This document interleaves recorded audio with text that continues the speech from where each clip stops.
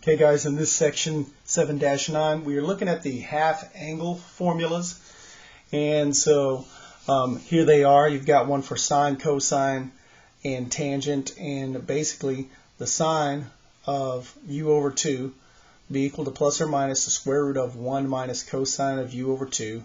Then you've got a similar formula for cosine. We can see what that turns into. Notice one interesting thing here is that both of these these half angle formulas turn the function into something in terms of cosine, which is interesting. And then so here you've got one for tangent, which can be equal to two different things that you can see here. Alright, so one other thing that we want to make sure that we make a note of here is it says the signs of sine of u over 2 and cosine of u over 2 depend on the quadrant in which that angle u over 2 lies. So that's why I've given you this chart, and so it's kind of a quick reference tool to show you all 6 of the trig functions and what their sign is in each one of the quadrants. So in quadrant 1, all of the trig functions are positive. In quadrant 2, only sine and its reciprocal cosecant are positive, right? In quadrant 3, tangent and cotangent are positive, and in quadrant 4, cosine and secant are positive. And just like you guys had SOHCAHTOA to help you to remember the equations, right? The trig equations. This one also has kind of a, I don't want to say mnemonic, but kind of a little sentence that helps you remember it. And that sentence is, all students take calculus. So what that means is in quadrant 1, all of the functions are positive. In quadrant 2, the sine and its reciprocal are positive. In quadrant 3, the tangent and its reciprocal are positive. And in quadrant 4, cosine and its reciprocal are positive. So that sentence kind of can help you to memorize that. And of course you could see it on the unit circle too if you wanted to go and calculate them out. But this kind of helps you keep it straight, and the chart is there for you to use as well. Alright, so what does this statement exactly mean? Okay, so what we need to do when we use these formulas is we want to see which quadrant u over 2 lies in, and that's going to tell us what sign we're going to take. Okay, so it's not going to be equal to both. You see what I mean? It's either going to be equal to this or the negative of this, one or the other, but not both. And how do you know which one that it's equal to? Well, it depends on what quadrant the u over 2 lies in, and that will tell you what sign that you need to take. Does that make sense? All right. And so let's do some examples, shall we? So I want to find the exact value of the sine of 105 degrees. Okay. Now, a few sections ago, we had the sum and difference formulas that allowed us to write this as the sum or the difference of two things that are on the unit circle that would help us. And so you could actually, for this one, also use a sum and difference formula, because 105 degrees is actually the sum of 60 plus 45. So while 105 itself is not on the unit circle, 60 plus 45 equals 145, and you could get the answer that way with a sum formula.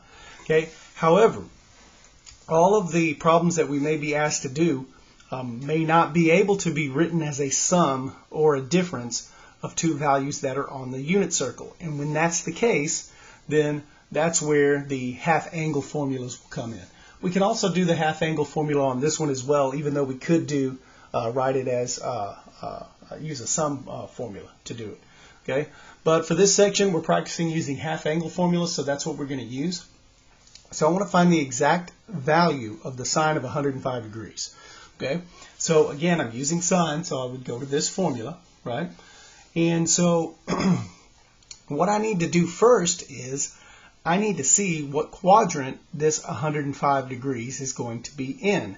All right, so when I write this out to rewrite it, I'll go sine of 105 degrees equals, so the first thing I want to do is see if it's equal to the positive or the negative of this. How can I tell? By figuring out where the u over 2 lies. So where is 105 degrees, by the way? Well, 105 degrees would be right here, a little bit past 90, and that would be in quadrant 2. Well, in quadrant 2, sine is positive, right? So that means that I'm going to take the positive value of this square root. All right, so we know it's positive. Okay, so that's how we utilize this sentence right here to determine whether we have the positive or the negative of what the formula is. All right, so since 105 is in quadrant 2 and sine is positive in quadrant 2, we're going to take the positive of this square root, which means I'll go ahead and write in the square root of. All right, and this will be 1 minus the cosine. Now, if u over 2 is 105, then u is going to be twice that amount. So that would be the cosine of 210.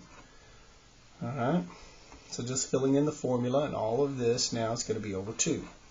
All right, so from here we need to work on simplifying this expression. So the next thing that I can do here is I can go into my unit circle and see if I can figure out what the cosine of 210 is and replace that. And so let's see what we can do here. So I'm going to go ahead and write out the square root again. And so we've got 1 minus, and now we want the cosine of 210. All right, so let me find 210 on my unit circle here. So 210 is here. Now the cosine of that is negative, right? Because remember the cosine is the x-coordinate of the point, so that's negative square root of 3 over 2. Now I've already got a negative here, and a negative and a negative. I'm going to go ahead and change that to positive, and then that's going to be square root of 3 over 2, and then all of this now is going to be over 2. All right. Okay, so we're good there. Now, what's the next thing that we should probably do here? In order to simplify this a little further, then one thing that we can do, because see, right now we've got a fraction over a fraction, right? And so if we wanted to get rid of that fraction over a fraction, I could multiply the top and the bottom here by 2. So multiply by 2 over 2, and that's still under the square root, by the way. And so when that happens, then let's take a look and see what we've got. So when I multiply the top here times 2, that would be still under square root. So that would be the square root of 2 times 1 is 2, plus the 2 would cancel here and just leave me with square root of 3, so at least I get rid of that fraction. And then 2 times 2 on the bottom is 4, so all of this is still going to be over 4. All right, so that square root, by the way, extends all the way to the denominator of the fraction as well. We want to make sure that we're aware of that. All right, let's see.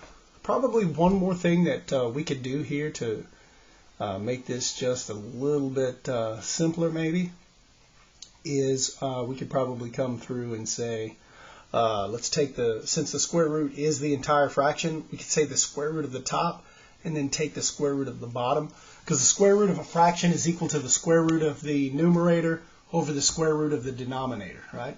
And so square root of the numerator, we'll say that we can just leave like this. 2 plus the square root of 3 is about as simple as we can get it. Now, we can make all of this over the square root of 4, which is 2. And that's your answer right there. Okay, so that is the the simplest form that we can get our answer in. All right. Let's see. What about the next one? Suppose I wanted to find the exact value of the cosine of 3 pi over 8. 3 pi over 8. All right. So I've got the cosine of 3 pi over 8. Cosine of 3 pi over 8. Okay, so again, I will utilize my half angle formula here. Okay, so the first thing I want to do is see what the sine of this is going to end up being. And in order to tell that, I need to see what quadrant 3 pi over 8 is. Now, if you can't tell what quadrant 3 pi over 8 is just by looking at the unit circle, which it can be hard to tell, what I would suggest is turn radians into degrees, and then that will give you an easy picture of where it falls. So I'm going to multiply this by 180 over pi. All right. And see if we can't turn that into 67.5 degrees. Okay. So at 67.5 degrees, we know that's in quadrant 1, right? And so if it's in quadrant 1, then cosine is positive, because everything is positive in quadrant 1. All right, so we're going to take the positive of this square root. Okay, so we'll go square root of, so taking the square root of this entire fraction. So that's going to be 1 plus the cosine of u. So that's going to be 1 plus the cosine. All right, so if u over 2 is 3 pi over 8, I need to multiply this times 2 in order to change it to u. So if I multiply this times 2, that's going to be 6 pi over 8, which reduces down to 3 pi over 4 is what we have here. Then, of course, all of this is still over 2. All right? And so, once again, I need to come over here and see if I can find out the value of this cosine. So we'll do another square root. And we got 1 plus. So I need to figure out what the cosine of 3 pi over 4 is. 3 pi over 4 is on my unit circle here. And then the cosine of that is negative square root of 2 over 2. So I'm going to change that now to, that plus will change to a minus. Negative square root of 2 over 2. And then all of this is still over 2, and all of this is still underneath the square root. Now, just like we did last time, in order to help us get rid of this fraction within a fraction deal, I'm going to have to multiply again times the denominator of this fraction, so that's 2 over 2, because I need to make sure I'm multiplying by 1. This is all underneath the square root too, by the way, equals. All right, so from here, still got a big square root there. So 2 times 1 is 2, minus, that 2 will cancel, so we've got square root of 2, and then all of this is still over 2. And just, or excuse me, not 2, 4, because 2 times 2 would be 4. We had to multiply the top and the bottom times 2.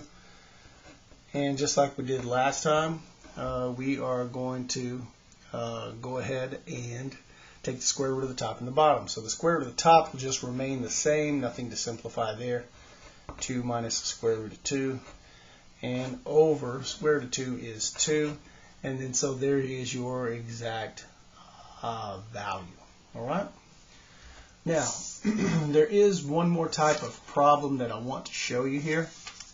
And that is one where we can use the half-angle formulas to actually solve an equation. So far up to this point, we've just been asked to find the exact value.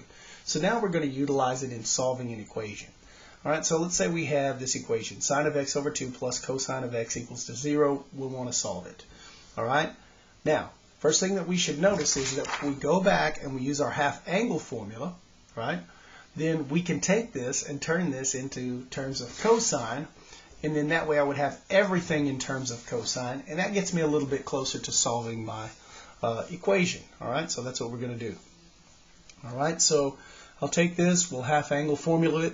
Now, at this point, I do have to take the plus and the minus because since we don't know the value of x, we don't know what quadrant x over 2 is in, and then thus we don't know at this point whether this expression is positive or negative. So we're going to go ahead and put them both in.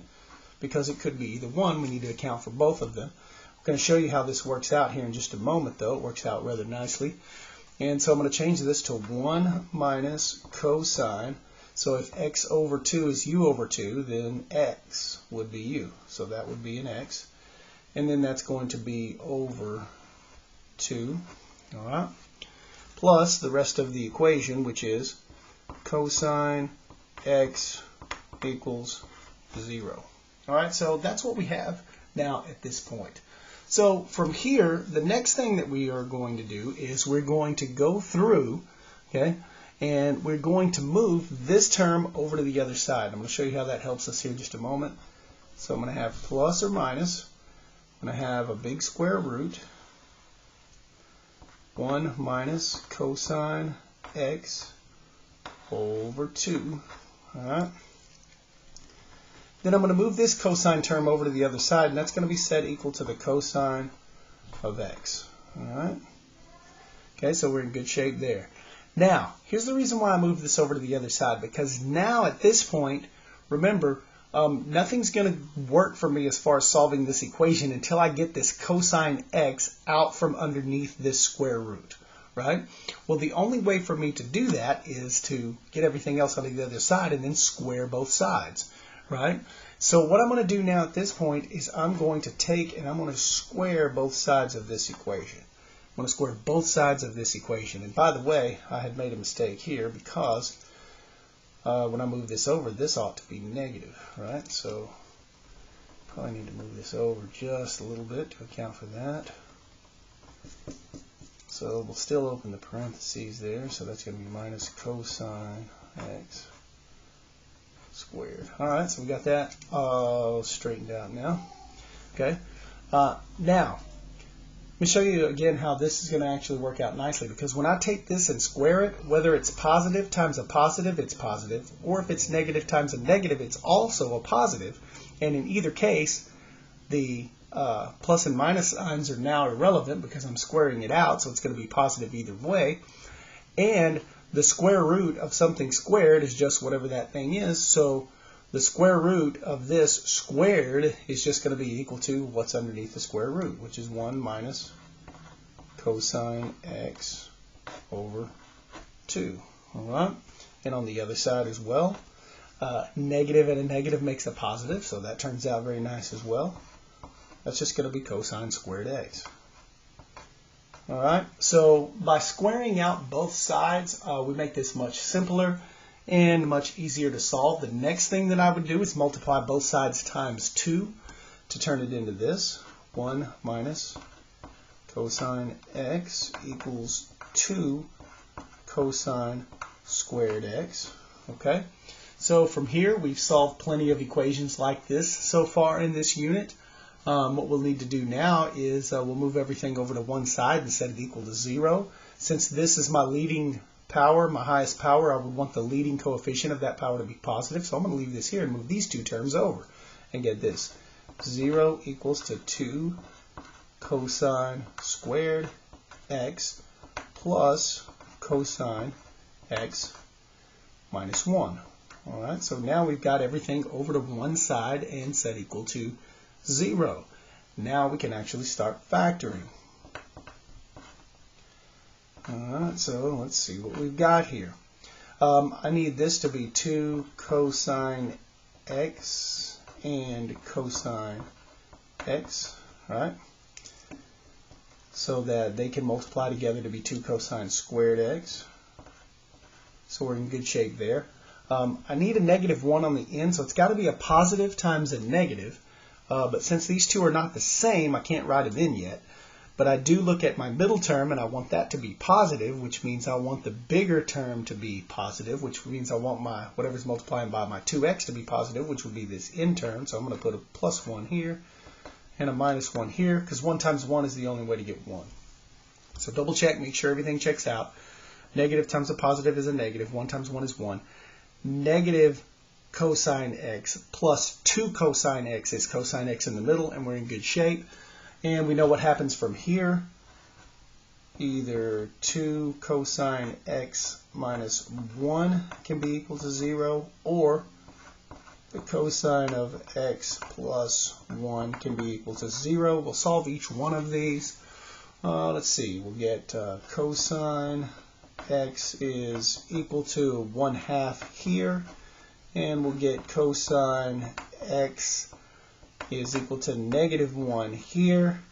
All right, stop here and do a range check. Remember, cosine, the range for cosine is from negative 1 to 1 inclusive, so we're good in both cases. So these will both have an answer, both of these equations. So we'll go through and we'll see now if we can find places on the unit circle where we can find an angle whose cosine is 1/2. I believe we'll find 2 places. Remember, the x-coordinate is the cosine, so I'm looking for 1/2 in my cosine. So I see one right here at pi over 3. So there's one answer to this one, pi over 3. And let's see if we can come up with the other place where the x value is 1. I think if we come around over, let's see, what was the first one right there? So if we come all the way around to here, we'll find the other one, 5 pi over 3. 5 pi over 3, and those are the only two solutions to that equation. Let's go to the next one now. We want places where angle whose cosine is -1, and so when we go through and see if we can find that, I think we will only find that really at one position, and that's going to be at pi. There's nothing else where the cosine is -1, so pi is the right answer there. Alright, now here's something else we have to make sure that we take into consideration before we go through and say these are my answers.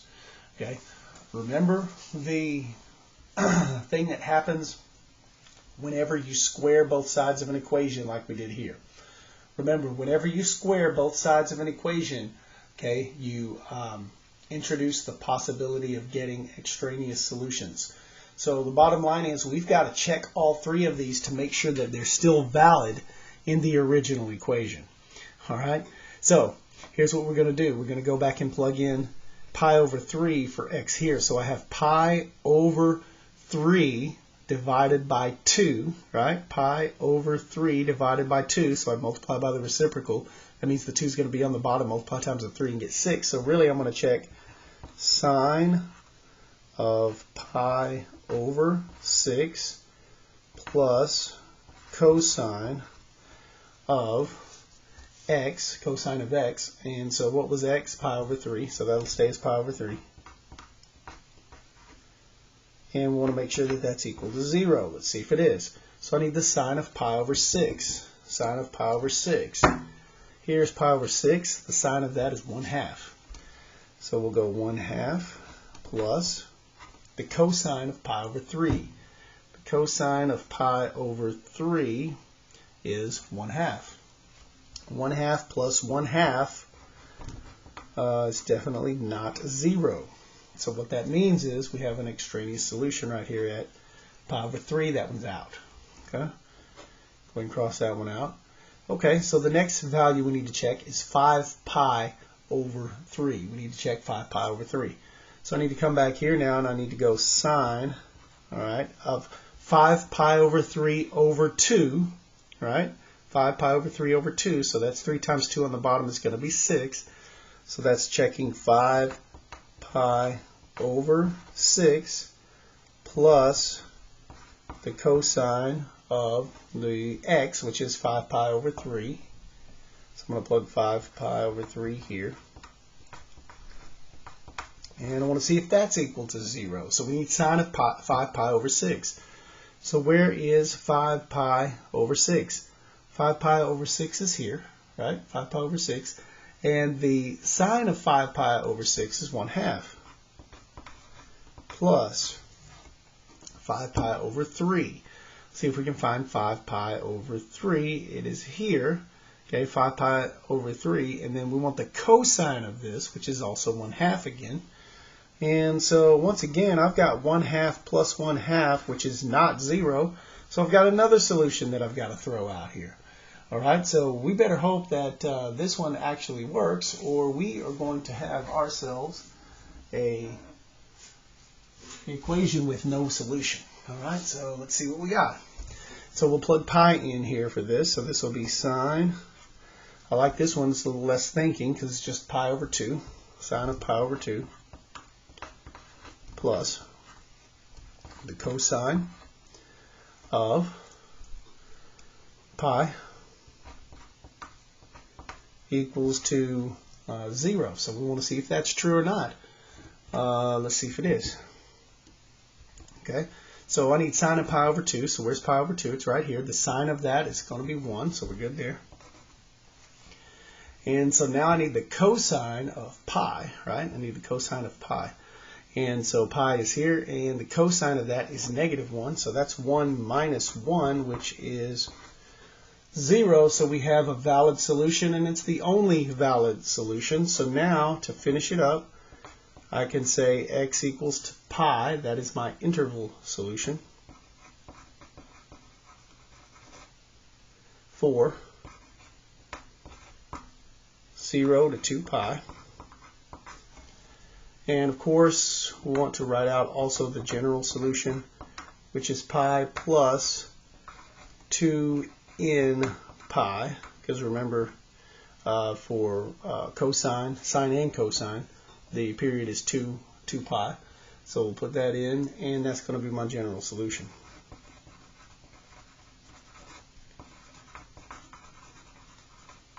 Alright, and so there you go. That's it.